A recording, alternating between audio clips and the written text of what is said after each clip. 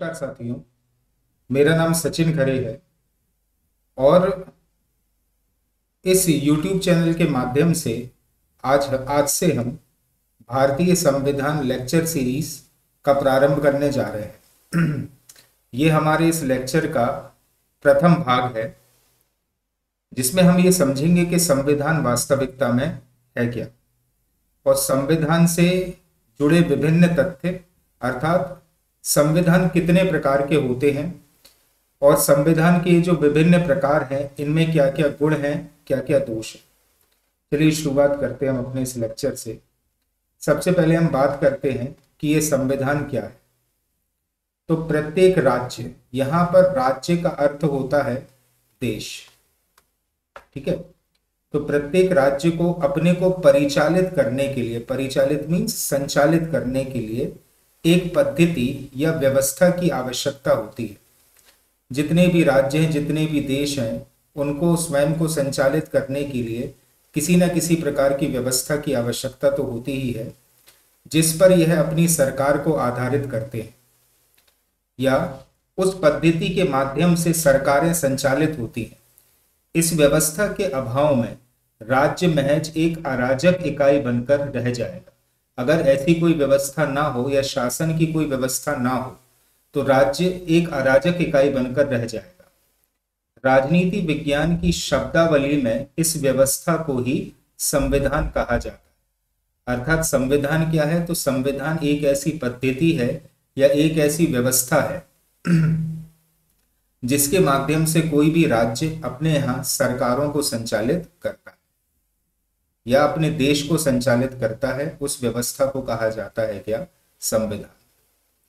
यूनानी दार्शनिक अरस्तु ने अत्यंत सारगर्भित शब्दों में लिखा है कि संविधान उस पद्धति का प्रतीक होता है जो किसी राज्य द्वारा अपने लिए अपनाई जाती है। एक ऐसी व्यवस्था या एक ऐसी पद्धति का प्रतीक है जो राज्य स्वयं को संचालित करने के लिए अपनाते हैं।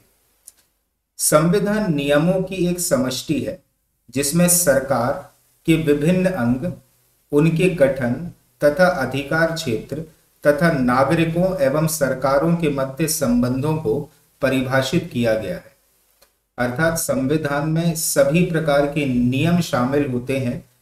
सरकार के जो विभिन्न अंग हैं अर्थात कार्यपालिका, ये सरकार का वो हिस्सा है जो नियमों को फॉलो करके शासन करता है। आप सभी लोग जो भी इस लेक्चर को देख रहे हो, आप सभी तैयारी कर रहे हो एक्चुअल में कार्यपालिका की। फिर बात करते हैं हम विधायिका की। ये विधायिका क्या है? तो विधायिका सरकार का वो हिस्सा है जो नियमों को बनाता है। अर्थात केंद्र में संसद और राज्यों में विधानसभा, सब हिस्सा है किसका? विधायिका का, जो नियम बनाए। तीसरा हिस्सा होता है न्यायपालिका, जो न्याय करता है। हमारे यहाँ न्यायपालिका का एक गहरा ढांचा है। सुप्रीम कोर्ट, हाई कोर्ट और जिला अदालतें सब इस न्यायपालिका का ही हिस्सा होते हैं। कार्यपालिका का क्या कार्य है, विधायिका का क्या कार्य है और न्यायपालिका का क्या कार्य है, इन तमाम सारी बातों का उल्लेख हमें मिलता है किसमें? संविधान। इसीलिए कहा गया है कि संविधान नियमों की समष्टि है जिसमें सरकार के विभिन्न अंगों, उनके गठन तथा अधिकार क्षेत्र तथा नागरिक एवं सरकार के मध्य संबंधों को परिभाषित किया गया है। अगर ध्यान से देखिए तो स्पष्ट है कि ऐसे नियमों का होना प्रत्येक राज्य के लिए अत्यधिक आवश्यक होता है। जेलनेक जो एक संविधान विशेषज्ञ है, जेलनेक के शब्दों में संविधान विहीन राज्य की परिकल्पना नहीं की जा सकती। मतलब कोई भी राज्य हो, चाहे छोटा हो या बड़ा हो, वह स्वयं को संचालित करने के लिए किसी न किसी प्रकार के नियम को तो फॉलो करता ही है। उन नियमों को ही कहा जाता है क्या? संविधान। संविधान के अभाव में राज्य राज्य ना होकर एक प्रकार की अराजकता होती है। आई होप सो आपको समझ में आया होगा कि संविधान क्या है। अगर हम संक्षिप्त शब्दों में कहें तो संविधान किसी राज्य को संचालित करने के लिए नियमों की एक इकाई को कहा गया है। चलिए अब हम बात करते हैं कि ये संविधान कितने प्रकार के होते हैं। ठीक है, संविधान एक्चुअल में अगर हम देखें तो संविधान के वर्गीकरण में संविधान के प्रकार के 3 आधार हैं। सबसे पहला आधार है हमारा उत्पत्ति के आधार पर, और उत्पत्ति के आधार पर ये संविधान 2 प्रकार के होते हैं। एक होता है विकसित संविधान, दूसरा होता है निर्मित संविधान। फिर हम देखते हैं कि संविधान में प्रथाओं और परंपराओं के आधार पर संविधान होते हैं लिखित और दूसरे होते हैं अलिखित। तीसरा चरण है कि संविधान में परिवर्तनीयता के आधार पर ये 2 प्रकार के होते हैं, नमनीय संविधान और कठोर संविधान। ठीक है, उत्पत्ति के आधार पर संविधान 2 प्रकार के, कौन कौन से? विकसित संविधान और निर्मित संविधान। प्रथाओं के आधार पर एवं परंपराओं के आधार पर भी संविधान 2 प्रकार के हैं, लिखित संविधान और अलिखित संविधान। संविधान की परिवर्तनीयता के आधार पर ये 2 प्रकार के हैं, नमनीय संविधान और कठोर संविधान। सबसे पहले हम पढ़ते हैं उत्पत्ति के आधार पर। सबसे पहले विकसित संविधान क्या है? तो इस प्रकार के संविधान का निर्माण किसी निश्चित संविधान सभा के द्वारा नहीं किया जाता। जैसे भारतीय संविधान का निर्माण एक विकसित संविधान सभा के द्वारा हुआ है, परंतु विकसित संविधानों का निर्माण निश्चित संविधान सभा नहीं करती। तो कौन करता है? तो ये लंबे विकास का परिणाम होते हैं। कैसे हुआ है विकास? तो ऐसे संविधान में प्रथाओं एवं परंपराओं, रीति रिवाजों तथा न्यायालयों के निर्णयों का मुख्य कार्यभाग होता है। काय का प्रथाओं, परंपराओं, रीति रिवाजों एवं न्यायालयों के निर्णयों का मुख्य कार्यभाग होता है। ब्रिटेन का संविधान विकसित संविधान का सर्वश्रेष्ठ उदाहरण है, क्योंकि ब्रिटेन का संविधान कहना चाहिए लिखित स्वरूप में नहीं है, एक नमनीय संविधान है जिसमें कभी भी किसी भी प्रकार से परिवर्तन किया जा सकता है। उसको कहा जाता है विकसित संविधान। ब्रिटेन का संविधान बिल्कुल लिपिबद्ध नहीं है। लिपिबद्ध नहीं है का मतलब है कि ये लिखा नहीं गया है। ब्रिटेन में समय के साथ साथ कुछ प्रथाएं, परंपराएं विकसित हो गई जो सरकार का नियमन तथा नियंत्रण करती है। कुछ प्रथाएं, परंपराएं विकसित हुई और ये प्रथाएं, परंपराएं ही सरकार का नियमन एवं नियंत्रण करती है। फिर हम बात करते हैं कि निर्मित संविधान क्या है। तो संविधान का वह स्वरूप निर्मित संविधान कहलाता है जिसे एक निश्चित समय पर एक निश्चित संविधान सभा के द्वारा निर्मित या लेखबद्ध किया गया हो।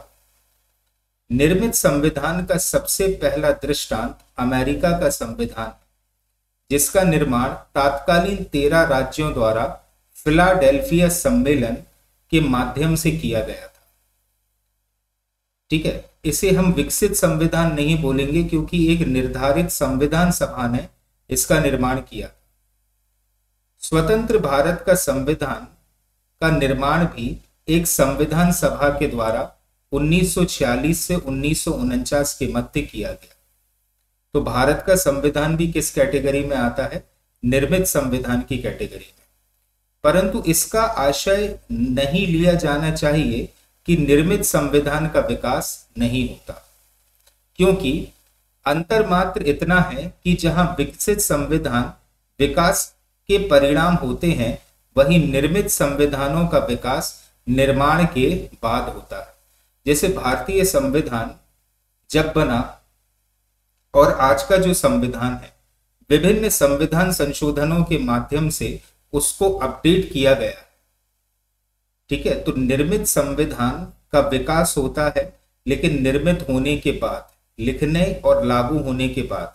परंतु जो विकसित संविधान होते हैं, विकसित संविधान को लिखा नहीं जाता।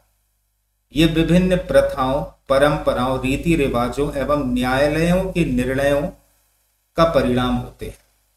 तो उत्पत्ति के आधार पर संविधान कितने प्रकार के हैं? एक तो हो गया विकसित और एक तो हो गया निर्मित संविधान। प्रथा और परंपराओं के आधार पर जो लिखित संविधान है, ठीक है, लिखित संविधान वाकई में क्या होता है?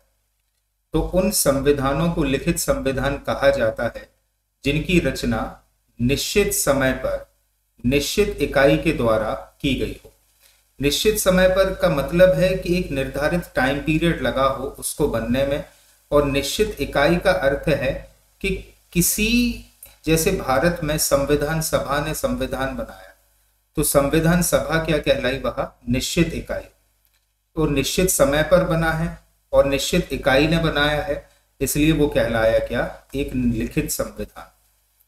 एक विस्तृत प्रपत्र के रूप में अधिकतम संभावित व्याख्या सहित इनका निर्माण किया जाता है। एक विस्तृत प्रपत्र का अर्थ क्या है? विस्तृत प्रपत्र का अर्थ है कि उसमें सारी चीजों को फुली एक्सप्लेन किया गया हो। अधिकतम संभावित व्याख्या मतलब जितना एक्सप्लेनेशन दिया जा सकता है उतना एक्सप्लेनेशन दे दिया गया हो, इनका निर्माण किया गया हो। सभी निर्मित संविधान लिखित होते हैं। अभी जैसे अपन ने पढ़ा था निर्मित संविधानों के बारे में, तो सभी प्रकार के लिखित संविधान एक प्रकार से, निर्मित संविधान एक प्रकार से लिखित होते हैं, क्योंकि एक कहना चाहिए निश्चित इकाई इनका निर्माण कर रही है तो उसको लिखकर निर्मित किया जाता है। इस प्रकार के संविधान में शासन की समस्त संस्थाओं के गठन तथा उनकी कार्य प्रक्रिया का विस्तृत उल्लेख होता है। ठीक है, जैसे विधायिका का क्या कार्य है, कार्यपालिका का क्या कार्य है, न्यायपालिका का कार्य कैसा है, इन सब का एक विस्तृत विवरण ऐसे संविधान में होता है। संविधान के संशोधन की प्रक्रिया का भी उल्लेख इनमें किया जाता है। जैसे भारतीय संविधान में संविधान संशोधन की प्रक्रिया का विस्तृत रूप से उल्लेख है, जो हम आगे पढ़ेंगे। अनुच्छेद 368 भारत एवं संयुक्त राज्य अमेरिका के संविधान लिखित संविधान के विशिष्ट उदाहरण है। अब लिखित संविधान के क्या क्या गुण होते हैं? तो सबसे पहला गुण लिखित संविधान का है स्पष्टता या निश्चितता। लिखित संविधान में लिपिबद्धता के कारण स्पष्टता या निश्चितता होती है। लिपिबद्धता मतलब उसे लिखा गया है, इसीलिए स्पष्टता और निश्चितता होती है। इसमें विवाद की न्यूनतम संभावना होती है। किसी भी प्रकार का विवाद हो तो सीधा सीधा संविधान में रेफर कर दो, क्योंकि शासन के विभिन्न अंगों तथा उनकी कार्य प्रणाली आदि के बारे में लिखित संविधान में विस्तृत विवरण विद्यमान रहता है। इसलिए अगर कभी भी विवाद जैसी स्थिति आ रही है तो रेफरेंस के तौर पर संविधान को यूज किया जाता है। दूसरी चीज है लिखित संविधान में स्थायित्व होता है। लिखित संविधान में व्यवस्था की परिचालन विषयक सभी बातें लिपिबद्ध होती है। व्यवस्था की परिचालन विषयक का अर्थ होता है, जो अपन ने अभी पहले पढ़ा था, कि देश को या राज्य को संचालित करने के लिए हर एक प्रकार की बातों को लिख दिया गया है, इसीलिए स्थायित्व रहता है। इसके परिणाम स्वरूप राजनीतिक दलों के लिए यह संभव नहीं हो पाता कि वे अपने दलीय हितों के लिए संविधान का दुरुपयोग कर सकें। मतलब कोई भी पॉलिटिकल पार्टी है वो इसका दुरुपयोग नहीं कर सकती, क्योंकि हर एक बात को क्लियर कट तरीके से स्पष्ट कर दिया गया है। लिखित संविधान प्रायः कठोर भी होते हैं। ऐसा स्थायित्व में यह स्थायित्व और भी बढ़ जाता है। मतलब अगर ऐसी कोई सी स्थिति आती है तो इस स्थिति में स्थायित्व और भी बढ़ जाता है, क्योंकि लिखित संविधान कैसे होते हैं? कठोर होते हैं। ठीक है, दूसरी चीज है इसमें कि अधिकारों की सुरक्षा होती है, क्योंकि हर चीज लिपिबद्ध है, इस कारण से अधिकारों की यहाँ पर सुरक्षा है। लिखित संविधान में मुख्य बातें लिपिबद्ध होने के कारण नागरिकों के अधिकार भली भांति सुरक्षित होते हैं, क्योंकि हर चीज जो है लिपिबद्ध है। सरकार के लिए भी यह संभव नहीं हो पाता है कि वह नागरिक अधिकारों का उल्लंघन करे, क्योंकि हर एक बात को क्लियर कट स्पष्ट किया गया है।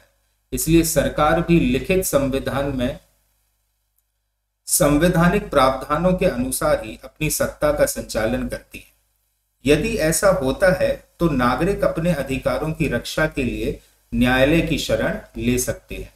अगर सरकारें संविधान के विरुद्ध जाकर शासन करती हैं तो जो आम नागरिक हैं वो न्यायालय की शरण ले सकते हैं। नेक्स्ट जो अच्छाई है लिखित संविधान में वो ये है कि संघात्मक व्यवस्था के लिए अपरिहार्य है। ठीक है, जैसे भारत है, भारत एक फेडरल स्टेट है, संघात्मक राज्य है, क्योंकि यहाँ पर केंद्र के काम करने का तरीका अलग है और राज्यों के काम करने का तरीका अलग है। अर्थात सत्ता संचालित जो हो रही है भारत में वो केंद्र की अलग है और राज्यों की अलग है। इसीलिए संघात्मक प्रणाली वाले देशों में लिखित संविधान होना अनिवार्य होता है, जिससे कि केंद्र को अपनी बाउंड्रीज का नॉलेज हो और राज्यों को अपनी बाउंड्रीज का नॉलेज हो, क्योंकि केंद्र और घटक इकाइयों के मध्य शक्तियों का वितरण लिखित संविधान के माध्यम से ही किया जाता है। क्लियर? तो संघात्मक राज्य के लिए बहुत ही अच्छा होता है लिखित संविधान। अब हम बात करते हैं कि लिखित संविधान के क्या क्या दोष हैं, क्योंकि देखो कहीं पर ये चीजें अच्छाई भी प्रकट करती हैं तो कहीं पर ये दोष के रूप में भी विद्यमान होती है। लिखित संविधान की हमने अच्छाइयां तो स्टडी कर ली, अब हम देखते हैं कि लिखित संविधान में क्या क्या दोष हैं। तो सबसे पहला दोष लिखित संविधान का है कठोरता। लिखित संविधान प्रायः कठोर होते हैं। इसमें संशोधन की एक विशिष्ट पद्धति होती है और ये पद्धति भी जटिल होती है। इसमें आसानी से संशोधन कर पाना संभव नहीं होता। लिखित संविधान में आसानी से संशोधन नहीं हो सकता क्योंकि संशोधन की प्रक्रिया काफी जटिल होती है। यह कठोरता संविधान में परिवर्तनशील परिस्थितियों के अनुकूल बने रहने के मार्ग में बाधक सिद्ध होती है,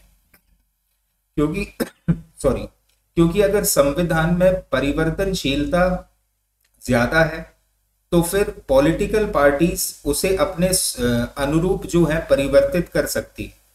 इसलिए परिवर्तनशीलता संविधान में कम रखी जाती है, अर्थात जो लिखित संविधान होता है उसमें कठोरता अधिक है। फिर हम बात करते हैं कि ऐसे संविधान में क्रांति की संभावना बनी रहती है, क्योंकि लिखित संविधान में विद्यमान कठोरता के तत्व के कारण इसमें संशोधन करना नितांत कठिन होता है। बहुत आसानी से ऐसे संविधानों में संशोधन नहीं हो सकता। ऐसी स्थिति में जन असंतोष के चलते क्रांति की पूरी संभावना होती है। अर्थात कभी कभी जब ऐसी परिस्थिति बनती है कि जनता परिवर्तन चाहती है लेकिन संविधान में परिवर्तन नहीं हो सकता, तो क्रांति की संभावना ऐसे संविधान में बनी रहती है।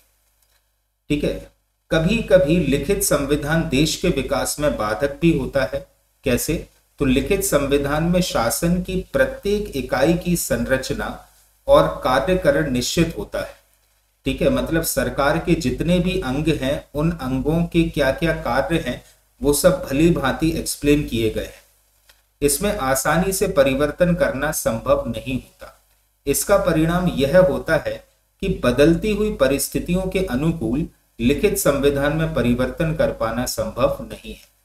और अगर समय के साथ साथ संविधान में परिवर्तन नहीं हो पाया तो देश पिछड़ जाता है।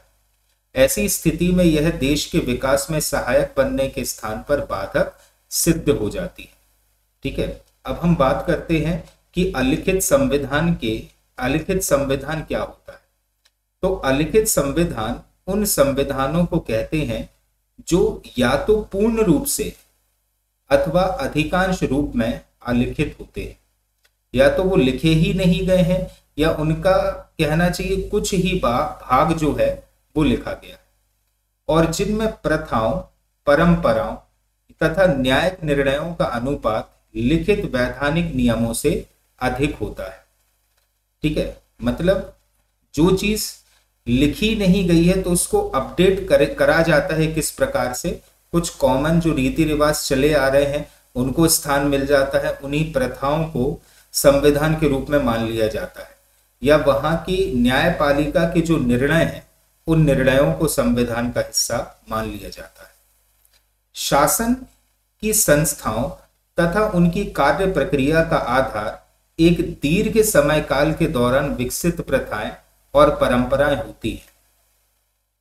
ऐसे संविधान में संशोधन का प्रश्न नितांत गौण होता है, मतलब काफी कम जो है संशोधन हो पाता है, क्योंकि ये समय के साथ साथ ऑटोमेटिकली विकसित होते रहते हैं। क्रमिक विकास के साथ साथ संविधान भी उन्हीं के अनुरूप परिवर्तित होता रहता है, क्योंकि प्रथाएं परंपराएं निरंतर परिवर्तित होती रहती है। संविधान का लिखित तथा अलिखित में वर्गीकरण सापेक्ष ही हो सकता है। कमोबेश रूप से यह वर्गीकरण यथार्थ कम, मिथ्या अधिक लगता है। ठीक है, आपको तो सिर्फ इतना याद रखिए कि अलिखित संविधान ऐसे संविधान होते हैं जिनमें प्रथाओं, परंपराओं, न्यायिक निर्णयों के अनुपात लिखित वैधानिक नियमों से अधिक होता है। उसको कहा जाता है क्या? अलिखित संविधान। चलिए अब हम बात करते हैं कि अलिखित संविधान के क्या क्या गुण होते हैं। तो सबसे पहले हम बात करें कि समय एवं परिस्थिति के अनुकूल होता है। समय एवं परिस्थिति के अनुकूल इसलिए होता है क्योंकि इसमें आसानी से हम संशोधन कर सकते हैं। अलिखित संविधान समय तथा परिस्थितियों के अनुसार परिवर्तित होता रहता है, क्योंकि एक तो इसमें परिवर्तन करना आसान होता है और दूसरा यह है कि प्रथाओं और परंपराओं में स्वतः ही बदलाव होता रहता है। परिवर्तन करना भी आसान है और प्रथाओं एवं परंपराओं में स्वतः ही बदलाव होता रहता है। अलिखित संविधान प्रगति का सहज माध्यम होता है। आ रही बात समझ में? क्यों? जैसे हमने पढ़ा था, लिखित संविधान देश की प्रगति में बाधा बन जाता है, परंतु अलिखित संविधान देश की प्रगति के लिए अनुकूल होता है। विद्रोह एवं क्रांति की संभावना भी नहीं होती। क्यों नहीं होती? क्योंकि अलिखित संविधान में आसानी से परिवर्तन हो जाता है, अतः राज्य व्यवस्था के संचालन में जन असंतोष का निवारण आसानी से किया जा सकता है। इस संविधान में किसी मूलभूत परिवर्तन के लिए क्रांति या विद्रोह की आवश्यकता नहीं पड़ती, क्योंकि जनता जिस परिवर्तन को कराने की इच्छुक है वह परिवर्तन आसानी से यहां किया जा सकता है। तीसरा कहना चाहिए गुण है इसका कि संकट काल के लिए यह अधिक उपयुक्त होता है। तो अलिखित संविधान संकटकालीन परिस्थितियों के संदर्भ में अधिक उपयुक्त है, क्योंकि इसमें आवश्यकता अनुसार और शीघ्रता से परिवर्तन पॉसिबल है, परिवर्तन किया जा सकता है। जन इच्छा के अनुकूल, अब वही चीज है, सारे पॉइंट्स इंटर रिलेटेड है। जन इच्छा के अनुकूल होता है संविधान, और क्यों होता है? क्योंकि नागरिक जिस परिवर्तन के इच्छुक हैं, सरकारें ऐसा परिवर्तन आसानी से कर सकती है। अलिखित संविधान मुख्य रूप से प्रथाओं और परंपराओं पर आधारित होता है। इनके अनुपालन की जनता आदी होती है, क्योंकि कोई भी परिपाटी लंबे समय तक अनुपालन के उपरांत परंपरा का रूप ग्रहण करती है। इस प्रकार अलिखित संविधान जन इच्छा के अनुकूल होता है। ठीक है, तो जैसा परिवर्तन जनता चाहती है उस प्रकार से परिवर्तन किया जा सकता है। अभी शायद आप बादलों की आवाज सुन रहे होंगे, काफी तेजी से पानी गिर रहा है। नेक्स्ट, अलिखित संविधान के क्या क्या दोष होते हैं। अब देखो, हर चीज में अच्छाई होती है, हर चीज में बुराई होती है। अगर आप कहना चाहिए मोबाइल भी है अगर आपका, तो मोबाइल का अगर सही तरीके से यूज कर रहे हो तो वो अच्छाई हो गई, अगर गलत तरीके से यूज करोगे तो वही मोबाइल के दोष हो गए। अब दोष क्या है अलिखित संविधान का? तो दोष ये है कि भाई इसमें स्थायित्व का अभाव होता है, क्योंकि कोई भी सरकार इसे अपने अनुसार परिवर्तित कर सकती है। अलिखित संविधान मुख्य रूप में प्रथाओं और परंपराओं पर आधारित होता है। लिखित संविधान के अभाव में व्यवस्था पर्याप्त अस्थायी होती है। अस्पष्टता, क्लैरिटी नहीं है क्योंकि अलिखित है, तो अलिखित होने के कारण अलिखित संविधान अस्पष्ट और अनिश्चित होता है, और आवश्यकता पड़ने पर सत्तारूढ़ दल के द्वारा अपने निहित स्वार्थों के लिए इसमें परिवर्तन किया जा सकता है। इसके अतिरिक्त अस्पष्टता के चलते न्यायपालिका को संविधान की व्याख्या करने में भी दिक्कत होती है, क्योंकि जब कोई भी चीज लिखी नहीं गई है तो न्यायपालिका कैसे चीजों की व्याख्या कर दे। इसलिए ये बहुत बड़ा दोष है अलिखित संविधान का। राजनीतिक दलों के हाथों का खिलौना बन जाता है क्या? अलिखित संविधान। संविधान अलिखित होने के कारण राजनीतिक दलों के लिए आसान होता है कि वे अपने दलीय हितों के अनुकूल इसका प्रयोग कर सकें। विशेष रूप से सत्तारूढ़ दल के लिए यह ज्यादा आसान होता है। सत्तारूढ़ दल मतलब रूलिंग पार्टी, के रूलिंग पार्टी उसे अपने अनुसार जो है परिवर्तित कर सकती है। दूसरी चीज है, संघात्मक प्रणाली के लिए बिल्कुल ही अनुपयुक्त होता है, क्योंकि इसमें क्लैरिफिकेशन ज्यादा नहीं मिलता कि स्टेट को कैसे काम करना है और सेंट्रल गवर्नमेंट को कैसे काम करना है। संघात्मक शासन प्रणाली का अनिवार्य लक्षण केंद्र एवं घटक इकाइयों के मध्य शासन की शक्तियों का बंटवारा है। ऐसा तभी संभव है जब संविधान लिखित हो, और अगर संविधान अलिखित है तो वही चीज जो मैंने अभी बताई कि सही तरीके से ये समझ पाना मुश्किल होता है कि राज्य को कैसे संचालित होना है और केंद्र को कैसे संचालित होना है। इसलिए अलिखित संविधान संघीय प्रणाली के लिए बिल्कुल ही अनुपयुक्त होता है। अब हम बात करते हैं कि संविधान की परिवर्तनशीलता के आधार पर संविधान कितने प्रकार के होते हैं। लॉर्ड ब्राइस, ये भी बहुत बड़े विचारक और फिलोसोफर हैं। लॉर्ड ब्राइस ने लिखित और अलिखित आधार पर किए गए संविधान के वर्गीकरण को अस्वीकार करके संविधान के वर्गीकरण का एक नया आधार प्रदान किया। उनकी पुस्तक studies in history and jurisprudence में प्राप्त होता है। ब्राइस ने संविधान को कठोर या दुष्परिवर्तनशील तथा नमनीय एवं परिवर्तनशील रूप में वर्गीकृत किया है। मतलब संशोधन के आधार पर संविधान विभाजित है किसमें? नमनीय संविधान या परिवर्तनशील संविधान में और अनमनीय संविधान में, अर्थात अपरिवर्तनशील। इस वर्गीकरण का आधार यह है कि संविधान में संशोधन की प्रक्रिया किस प्रकार की है। नमनीय या लचीला या परिवर्तनशील संविधान, पहली कैटेगरी कौन सी है हमारी? नमनीय या लचीला या परिवर्तनशील संविधान। नमनीय या परिवर्तनशील संविधान वह है जिसमें उसी प्रक्रिया से संशोधन किया जा सकता है जिस प्रक्रिया से साधारण कानूनों का निर्माण किया जाता है। मतलब किसी भी देश की विधायिका जिस प्रकार से भी कानूनों का निर्माण करती है उस देश में, उसी प्रकार से इन संविधानों में संशोधन पॉसिबल है। इंग्लैंड के संविधान को नमनीय संविधान का सबसे अच्छा उदाहरण माना जाता है। स्पष्ट है कि लचीले संविधान वाले देश में साधारण कानून और संवैधानिक कानून में कोई अंतर नहीं होता।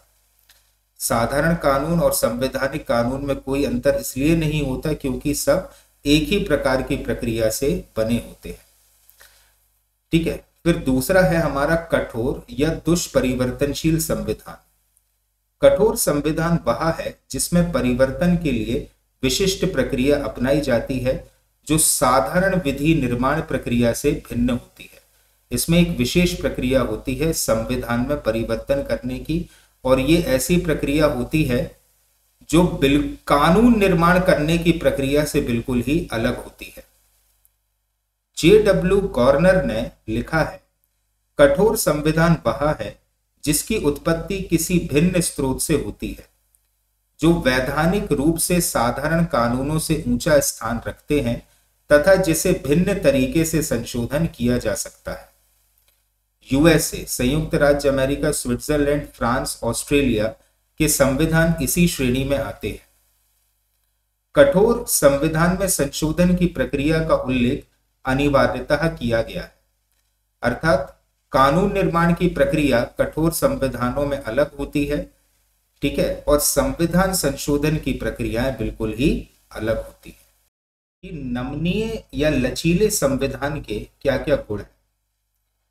तो सबसे पहला गुण इसका है कि यह बदलती आवश्यकताओं के अनुरूप होता है।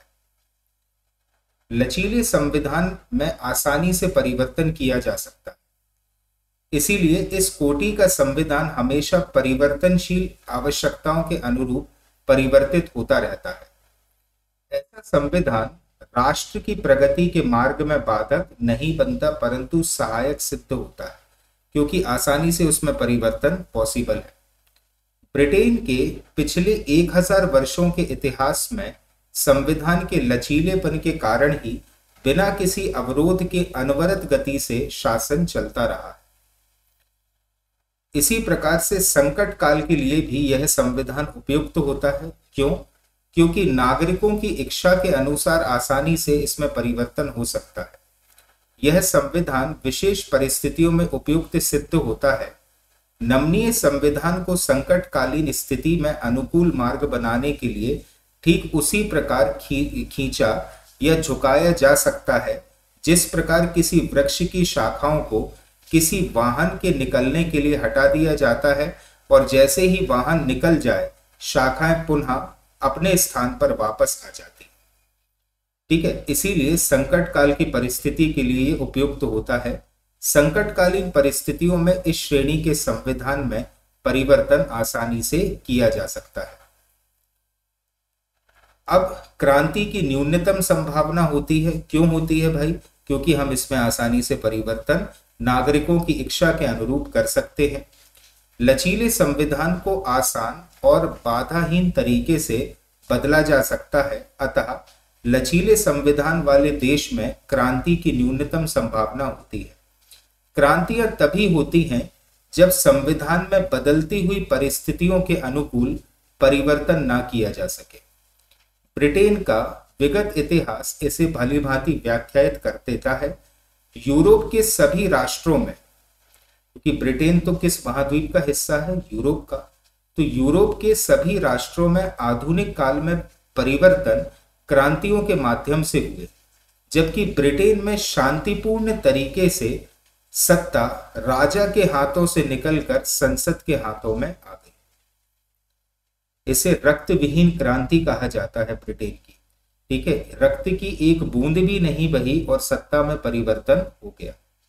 इसके विपरीत जैसा कि फ्रीमैन लिखते हैं, फ्रीमैन एक बहुत बड़े दार्शनिक हैं, आपत्ति काल में किसी दुष्परिवर्तनशील संविधान को जनता क्रोध वेश में या उग्र आंदोलन काल में बिल्कुल ही नष्ट कर सकती है। यह अपेक्षाकृत आसानी से लोगों की भावनाओं, उनकी आवश्यकताओं तथा आकांक्षाओं का अनुभव कर सकता है। कौन सा? अलिखित संविधान।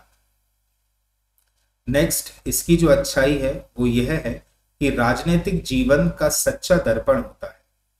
इस प्रकार का संविधान राष्ट्र की बदलती हुई परिस्थितियों के अनुसार परिवर्तित होता रहता है। यह कठोर संविधान की भांति विद्यमान परिस्थितियों के पीछे नहीं रहता। इस कारण यह माना जाता है कि लचीला संविधान राजनीतिक जीवन का सच्चा दर्पण भी होता है। अब अगर अच्छाइयां हैं तो लचीले संविधान में कुछ दोष भी हैं। सबसे पहला दोष है कि इसमें अस्थिरता है। अस्थिरता क्यों है?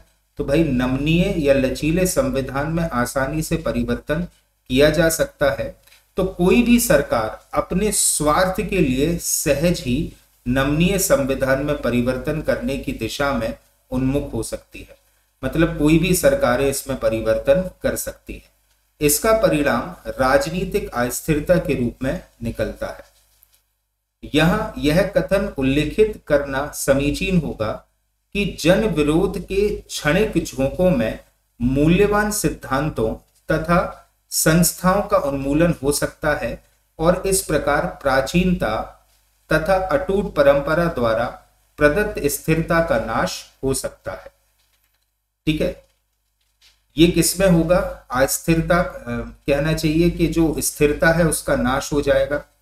ठीक है, चतुर राजनीतिज्ञ और नेता सहज ही स्थिति का लाभ उठाकर अपनी इच्छाओं के अनुसार इसमें परिवर्तन करने का प्रयास करेंगे या परिवर्तन कर सकते हैं, जो जनता के भविष्य के लिए लाभकारी नहीं होगा।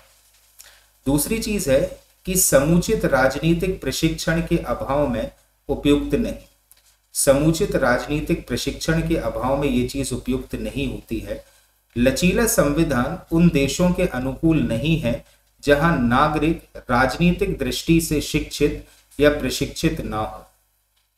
इस प्रकार प्रशिक्षण में व्यवस्था के रक्षण की दृष्टि से दो बातों का होना अत्यंत आवश्यक है। पहला यह है कि नागरिकों को अपने राजनीतिक अधिकारों तथा कर्तव्यों का समुचित ज्ञान होना चाहिए, और दूसरा यह है कि नागरिकों को अत्यंत चौकन्ना रहना चाहिए ताकि संविधान का उल्लंघन ना हो सके। ठीक है, तो ऐसा देश जहां पर जो लोग हैं, जनता है, वो राजनीतिक रूप से शिक्षित नहीं है, वहां के लिए नमनीय लचीला संविधान उपयोगी नहीं होता। राजनीतिक दृष्टि से अप्रशिक्षित तथा उदासीन लोग अपने स्वार्थी नेताओं को केवल राजनीतिक लाभों की खातिर संविधान में संशोधन करने से रोकने में समर्थ नहीं हो सकते। इसी प्रकार नागरिकों के मौलिक अधिकारों की रक्षा करने में लचीला संविधान असमर्थ होता है। आलोचकों का मत है कि लचीला संविधान लिपिबद्ध न होने के कारण नागरिकों के मौलिक अधिकारों की रक्षा करने में उतना समर्थ नहीं होता जितना कि कठोर संविधान होता है। सीधी सी बात है, क्योंकि बातों को लिखा नहीं गया है, चीजें लिखी नहीं गई हैं, इसीलिए ये कहना चाहिए नागरिकों के अधिकारों की रक्षा सही तरीके से नहीं कर सकता। विशेष रूप से अल्पसंख्यक वर्ग के हित तो इस प्रणाली में और भी असुरक्षित हो जाते हैं। किसी भी सरकार के लिए अपने हितों को मद्देनजर रखते हुए नागरिकों के अधिकारों में कटौती आम बात है। संविधान विशेषज्ञ केसी वेयर ने लिखा है कि इस प्रकार का संविधान जो संख्यात्मक लोकप्रिय बहुमत द्वारा आसानी से परिवर्तित किया जा सकता है, अल्पसंख्यकों के अधिकारों को नष्ट कर सकता है। इसलिए मौलिक अधिकारों के रक्षक के रूप में ऐसा संविधान उपयुक्त नहीं होता। और संघात्मक शासन प्रणाली के लिए तो यह बिल्कुल ही उपयुक्त नहीं है, क्योंकि इसमें क्लियर कट बात ये नहीं पता चलती कि संविधान या केंद्र सरकार की शक्तियां क्या हैं और राज्य सरकार की शक्तियां क्या है। लचीला संविधान संघात्मक राज्यों के लिए अनुपयुक्त होता है। संघात्मक राज्यों के संविधान में केंद्र और घटक इकाई के मध्य शक्तियों का अनिवार्य वितरण होता है, जिसमें परिवर्तन के लिए संघ और घटक इकाइयों दोनों की स्वीकृति आवश्यक होती है। इस प्रकार की स्वीकृति तभी संभव है जब संविधान संशोधन की पद्धति साधारण विधि निर्माण प्रक्रिया से भिन्न हो, अर्थात जब संविधान कठोर संविधान में केंद्र और राज्यों की शक्तियों का अलग अलग उल्लेख होता है, लेकिन लचीले संविधान में इस प्रकार का उल्लेख देखने को नहीं मिलता। कठोर या दुष्परिवर्तनशील संविधान के क्या क्या गुण होते हैं? ठीक है, अब कठोर संविधान के क्या क्या गुण हैं? तो सबसे पहला गुण तो यही है, स्पष्टता एवं निश्चितता। कठोर संविधान स्पष्ट और निश्चित होता है। इसमें शासन के प्रत्येक अंग की शक्तियां, उनके आपसी संबंध एवं सरकार के नागरिकों के संबंध सुपरिभाषित एवं लिखित होते हैं। किसमें? कठोर संविधान। इसमें विवाद पैदा होने की न्यूनतम संभावना होती है। इसी प्रकार कठोर संविधान में स्थायित्व होता है। कठोर संविधान में परिवर्तन करना आसान नहीं होता, क्योंकि इस प्रकार के संविधान में परिवर्तन करने हेतु विशेष विधायी प्रक्रिया की आवश्यकता होती है। इससे राजनीतिक जीवन में स्थायित्व बना रहता है। कठोर संविधान में इस बात की संभावना न्यूनतम रहती है कि सत्तारूढ़ दल द्वारा अपने राजनीतिक हितों की पूर्ति की दृष्टि से कोई उल्टे सीधे बदलाव किए जाए। ठीक है, तो इस बात की संभावना ही खत्म हो जाती है स्थायित्व के कारण कि कोई भी राजनीतिक दल अपनी मंशा की पूर्ति के लिए उसमें परिवर्तन करे। तीसरी चीज है, नागरिकों के अधिकारों की बेहतर तरीके से रक्षा की जाती है, क्योंकि कठोर संविधान बेहतर ढंग से नागरिकों के अधिकारों की रक्षा करता है। इसमें नागरिकों के अधिकार लिपिबद्ध होते हैं।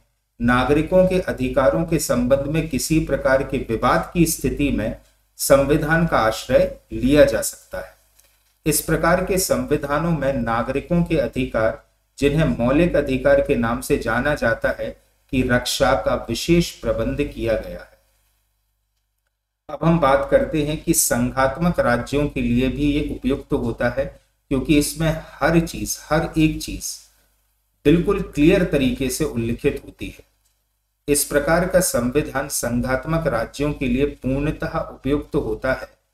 संघीय राज्यों में केंद्र और संघ की घटक इकाई मतलब राज्य के मध्य शक्तियों का वितरण किया जाता है। स्वाभाविक है कि यह वितरण लिपिबद्ध होना चाहिए और यह व्यवस्था होनी चाहिए कि शक्ति वितरण की इस योजना में किसी प्रकार का परिवर्तन आसानी से ना हो। यह कठोर संविधान में ही संभव है जो लिपिबद्ध भी होता है और जिसमें आसानी से परिवर्तन संभव नहीं होता। ठीक है, तो यह सिर्फ संभव हो पाएगा किसमें? लिपिबद्ध संविधान। अब कठोर संविधान की अगर कुछ अच्छाइयां हैं तो कुछ दोष भी होते हैं, और दोष क्या है कि बदलती हुई परिस्थितियों के लिए उपयुक्त नहीं होता। फिलोसोफर या दार्शनिक लास्की ने लिखा है कि कोई भी संविधान अपने निर्माण के समय की परिस्थितियों को प्रकाशित करता है। कोई भी संविधान है तो जिस सदी में भी वह बना है वो अपने निर्माण के समय जो परिस्थितियां थी उसके अनुसार प्रकाशित होता है। ऐसी स्थिति में यह स्वाभाविक है कि समय बीतने के साथ संविधान के उपबंध पुरातन और निरर्थक हो ही जाते हैं। संविधान नवीनतम सामाजिक और राजनीतिक आवश्यकताओं के अनुकूल रहे, इसके लिए यह आवश्यक है कि उसमें सतत परिवर्तन किए जाते रहे। मतलब समय के अनुसार उसमें परिवर्तन होता रहा हो, देश काल और परिस्थितियों के अनुसार उसमें परिवर्तन होता रहा। यहां कठोर संविधान कमजोर सिद्ध हो जाते हैं। संशोधन की प्रक्रिया विशिष्ट होने के नाते इसमें संशोधन करना कठिन होता है। इसमें कठोर संविधान परिणाम स्वरूप यह बदलती हुई आवश्यकताओं के अनुरूप नहीं सिद्ध हो पाता। इस संदर्भ में एक विशेषज्ञ का कथन है कि कठोर संविधान व्यक्ति के उज्जवल भविष्य एवं चतुर्मुखी विकास पर ध्यान दिए बिना ही हमेशा एक पोशाक फिट कर देने के समान होता है। मतलब देश काल और परिस्थिति के अनुसार ऐसे संविधान में परिवर्तन करना इम्पॉसिबल है, ऐसे संविधानों में परिवर्तन नहीं हो सकता। फिर क्रांति की संभावना होती है। संकट काल के लिए यह अनुपयुक्त होता है और न्यायपालिका का अनुचित प्रभाव ऐसे संविधानों में होता है। कठोर संविधान युग की बदलती परिस्थितियों के अनुसार परिवर्तित नहीं होता। इसका परिणाम यह होता है कि संविधान परिवर्तन या बदलाव का माध्यम नहीं बन पाता। ऐसी स्थिति में कठोर संविधान सहज ही क्रांति का कारण सिद्ध होता है। अर्थात जनता जो परिवर्तन चाहती है, ऐसा परिवर्तन कर पाना बड़ा ही जटिल और मुश्किल हो जाता है। संकट काल के लिए भी यह अनुपयुक्त है। क्यों है? क्योंकि कठोर संविधान में परिवर्तन करने के लिए एक विशिष्ट प्रक्रिया की आवश्यकता होती है। इस कारण कठोर संविधान में परिवर्तन करना कठिन हो जाता है। इसका परिणाम यह होता है कि आपातकालीन परिस्थितियों में जब त्वरित निर्णय की आवश्यकता होती है, कठोर संविधान में संशोधन कर पाना कठिन हो जाता है। न्यायपालिका का अनुचित प्रभाव विधायिका पर होता है, क्योंकि कठोर संविधान वाले देशों में न्यायपालिका व्यवस्थापिका द्वारा निर्मित कानूनों की संवैधानिकता या वैधता के परीक्षण का अधिकार होता है। अर्थात विधायिका ने जो कानून बनाया है वह उस देश के संविधान के अनुसार बना है या नहीं बना, इसका परीक्षण न्यायपालिका के द्वारा किया जाता है। तो न्यायपालिका विधायिका के कार्यों में इंटरफियर करती है। अमेरिका जैसे कठोर संविधान वाले राष्ट्र में न्यायपालिका द्वारा इस कार्य का संपादन विधि की यथोचित प्रक्रिया या ड्यू प्रोसेस ऑफ लॉ के आधार पर किया जाता है। इसका यह परिणाम होता है कि सर्वोच्च न्यायालय व्यवस्थापिका का स्थान ग्रहण कर लेता है, जिसे किसी भी दृष्टि से उचित नहीं कहा जा सकता। मतलब बहुत ज्यादा इंटरफेयर होने लगता है न्यायपालिका का किसमें, राज्य के कार्यों में, अर्थात विधायिका के कार्यों में। तो फिर हम बात करें कि आदर्श संविधान क्या होता है। अभी हमने इतने सारे संविधान पढ़े, अब हम ये पढ़ते हैं कि आदर्श संविधान क्या होता है। तो आदर्श या अच्छे संविधान के सर्वमान्य लक्षण की विवेचना कठिन कार्य है, क्योंकि विभिन्न परिवेश में अलग अलग प्रकार के संविधान आदर्श सिद्ध होते हैं। ठीक है, ये चीज आप लोगों को याद रखना है कि विभिन्न परिवेश में अलग अलग प्रकार के संविधान आदर्श सिद्ध हो सकते हैं। जैसे ब्रिटिश परिस्थितियों में आलिखित और परिवर्तनशील संविधान पर्याप्त सफल सिद्ध हुआ है, जबकि यूएसए में लिखित और कठोर संविधान। परिवेश के साथ साथ जनमानस की मानसिकता भी इस दिशा में महत्वपूर्ण भूमिका का निर्वाह करती है। फिर भी सामान्य रूप से एक आदर्श संविधान में निम्न विशेषताएं होनी चाहिए। सबसे पहले स्पष्टता। संविधान एक वैधानिक प्रपत्र या लीगल डॉक्यूमेंट होता है जिसमें तकनीकी भाषा का प्रयोग किया जाता है, परंतु यदि इसके प्रावधानों की भाषा आवश्यकता से अधिक कानूनी होगी तो जनसाधारण के लिए इसे समझ पाना कठिन हो जाएगा। जनता के भली भांति ना समझ पाने की स्थिति में संविधान का क्रियान्वयन और कठिन हो जाएगा। इसीलिए अच्छे संविधान की भाषा सरल और प्रावधान स्पष्ट होना चाहिए। संविधान के तकनीकी स्वरूप के कारण ही इसे वकीलों का स्वर्ग भी कहा गया। दूसरा कहना चाहिए खासियत एक आदर्श संविधान में होती है, वह है कि मध्य आकार का होना चाहिए, ना तो बहुत ज्यादा छोटा और ना ही बहुत ज्यादा बड़ा होना चाहिए। तो संविधान आकार की दृष्टि से ना तो अत्यंत संक्षिप्त होना चाहिए और ना ही अत्यंत वृहद आकार। यदि यह अत्यंत संक्षिप्त होगा तो इसमें तमाम महत्वपूर्ण विवरण छूट जाएंगे जो आगे चलकर समस्या पैदा कर सकते हैं।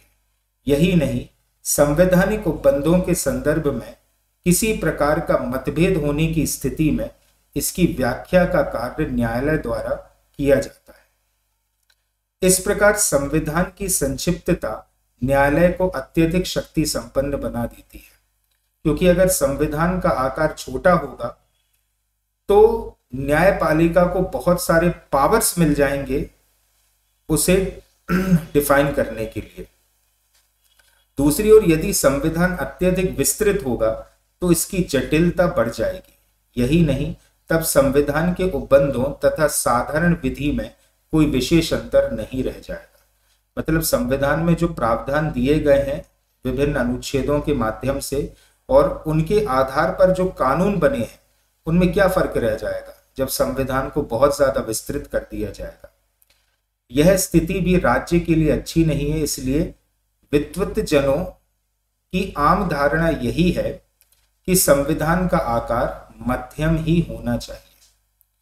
तो एक कहना चाहिए आदर्श संविधान के गुण होते हैं कि संविधान का आकार या संविधान का आकार छोटा होना चाहिए और उसमें स्पष्टता होना चाहिए। यहां पर हमारे प्रथम लेक्चर की समाप्ति होती है और इस लेक्चर में हमने समझा कि संविधान क्या है और संविधान के कितने प्रकार हैं। आपको किसी भी प्रकार की कोई दिक्कत है, परेशानी हो तो आप कमेंट बॉक्स में कमेंट कर सकते हैं। मैं निश्चित ही आपके कमेंट का जवाब दूंगा। तो पहला लेक्चर हम यहीं पर समाप्त करते हैं।